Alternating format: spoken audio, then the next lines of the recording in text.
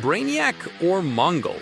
Which of these two characters would you prefer as the main villain of Man of Tomorrow?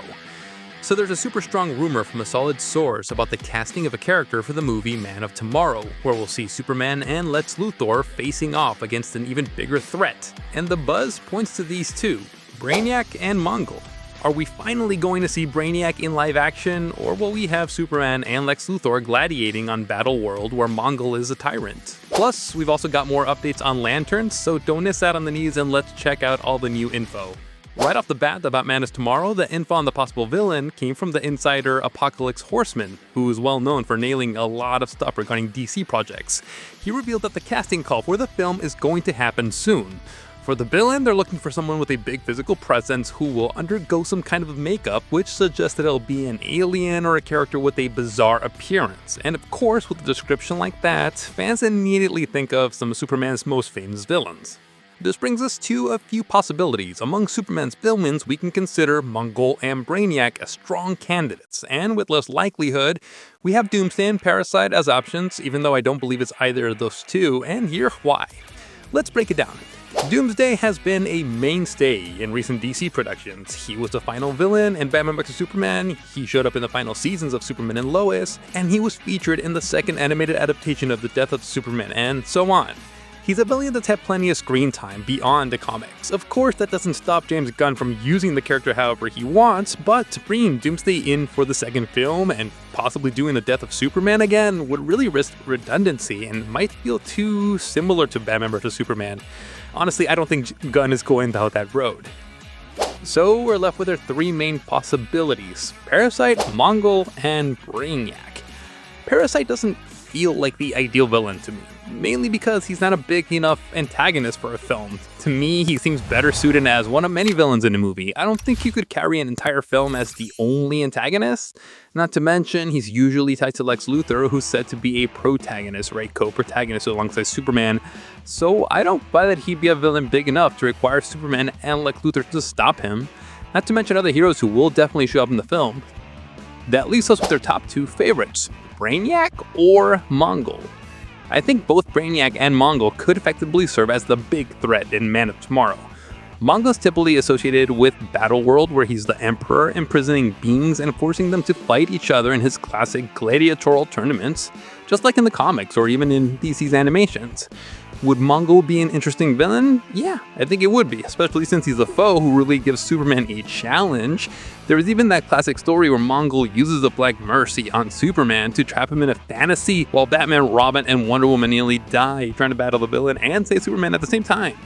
That story is incredible, written by the legendary Alan Moore, and it was later adapted into an episode of Justice League Unlimited, which is one of the best episodes of that show. So yes, Mongul would be a solid villain and justifies being a major global threat, and one that Superman would have a tough time defeating.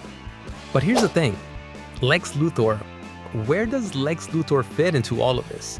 Lex has no connection to Mongul, and the current state of the DCU with Planet Salvation doesn't really align with Mongul's presence. You could argue that Brainiac doesn't make sense in the Planet Salvation story either, but Mongul makes even less sense, unless James Gunn mixes concepts from Battle World with Salvation Run, but honestly, I can't see that being a very positive direction. I could be wrong though, and Gunn might deliver a sensational story involving that, but I feel like that's not the route they're taking. Now, Brainiac would be the dream villain for a Superman movie since we've never had a live-action version of him on the big screen. Fans often talk about the supposed curse of Brainiac, where whenever someone tries to make a movie with him as the villain, the project ends up getting cancelled, as happened with Tim Burton's film in the sequel to Superman Returns. Both Brainiac and Mongul align with what James Gunn mentioned about Superman teaming up with Lex Luthor to face a bigger threat. They both pose significant challenges. The tricky part now is figuring out how Brainiac fits into the larger narrative about metahumans and planet salvation, because at first glance it seems disconnected. However, of all these villain options, Brainiac might fit best as he could detect an intelligent light signal on Earth and seek its origin while assessing the planet situation. In the DCU, they've started using portals to transport people directly to Planet Salvation, which could emit some kind of energy that Brainiac notices in his quest for knowledge or to collect intelligence around the universe. So in that way, I can definitely imagine Brainiac fitting into the plot better than Mongul. Also, Brainiac could provide a much more philosophical story concerning Superman and an intellectual battle with Lex Luthor. The idea of a conflict between Superman and Brainiac is way more intriguing than one with Mongul. And Brainiac's visual potential is amazing. He's been depicted in so many different ways over the years, which opens the door for James Gunn to create his own version. There's a Superman story where Brainiac is the major threat, and he captures Superman and imprisons him on his ship. In that story, Superman discusses the various incarnations of Brainiac, who sometimes appears just as an android or an alien robot, and other times he shows up in his original form as a scientist from the planet Kolu. It's a really interesting story, and we have a video on the channel about it. Check it out by clicking the card on your screen, or in the pinned comment, or in the description. I'll leave the video here for you to watch. As we know, James Gunn never adapts comics in a one-to-one scale. He always opts to take concepts to develop a story. The cool thing about James Gunn, in my opinion, is that he isn't afraid to tell a story that embraces the fantasy of the comics. So he definitely has a comic book vibe in his narratives. But he adapts and alters characters when he sees fit. I won't dive into the discussion of whether those changes are positive or negative right now, but let's focus on the visual aspect of the characters. The High Evolutionary from Guardians of the Galaxy 3 has a look that's pretty different from the comics, but it's stunning. He really looks intimidating. And since Brainiac has been portrayed in so many different ways in comics and animations, that gives James Gunn a lot of room to create his own version.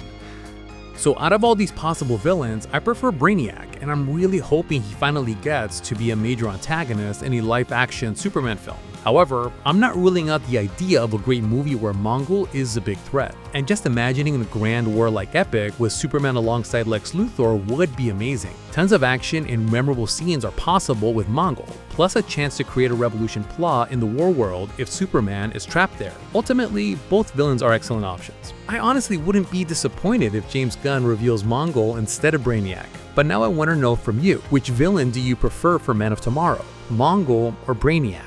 Go ahead and drop your thoughts in the comments.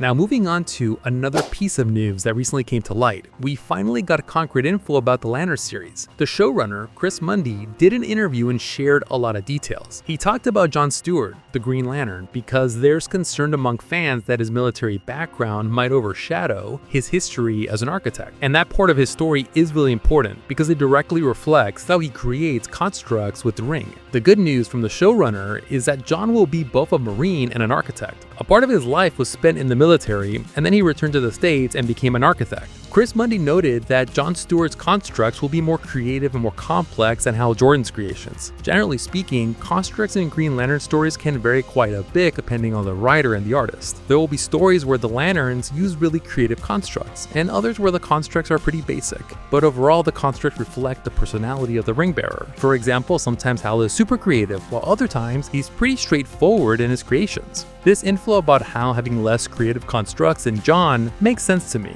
given they're portraying an older and more tired Hal Jordan who's making basic constructions. This even fits with that idea of a character nearing retirement, and it could really work well. But will fans be okay with this? There's a chance that fans of Hal Jordan and the Green Lantern comics might feel a bit let down by this choice. But seriously, we need to wait for the show to premiere before we can judge if the story is good or not. Plus, Chris Mundy talked more about Hal Jordan's age, emphasizing that he's meant to be an experienced Lantern who's about to retire, possibly passing the torch to a new fit Green Lantern, John Stewart. This could spark some controversy, but that doesn't change the quality of the series. It's just a creative decision. It's clear that John Stewart will be the main Green Lantern of the DCU, and he'll be the Lantern who was part of the Justice League. But that's not all, because Mundy mentioned that the series will seek a balance between detective and superhero elements while staying true to comic book stories, but also presenting an original narrative. This is another indication of what we talked about since the series was announced, suggesting that the plot would be more grounded with realistic elements while also blending in sci-fi. This might disappoint some people because with the story being more realistic and having fantasy elements, it gives off the vibe that we won't see the Green Lanterns in their uniforms all the time. And considering Green Lantern is a DCU hero core that will require a lot of CGI, maybe this choice in the story was made so they can deliver good visual effects in a series where the budget might not be super high by Hollywood standards. I believe that the series could get a lot of criticism from die-hard fans who expected to see Green Lantern fully embracing the comic side, with young Hal Jordan working alongside Jon Stewart, but it might receive praise from more casual audiences. We'll likely see big discussions about this series until the release arrives. I really hope it turns out to be a fantastic series that still manages to please us because Green Lantern needs a solid live-action project. So, the DCU is rolling along, and it won't be long until we finally see the first trailer for Lanterns and the series itself. Are you excited for Lanterns? Comment down below, and don't forget to hit that button popping up in the middle of your screen and subscribe to the channel to stay updated on all the DCU news. And for those who missed the latest updates involving Supergirl and a possible Batman appearance in the Clayface movie, click on the video showing up on their screen and keep up with the latest.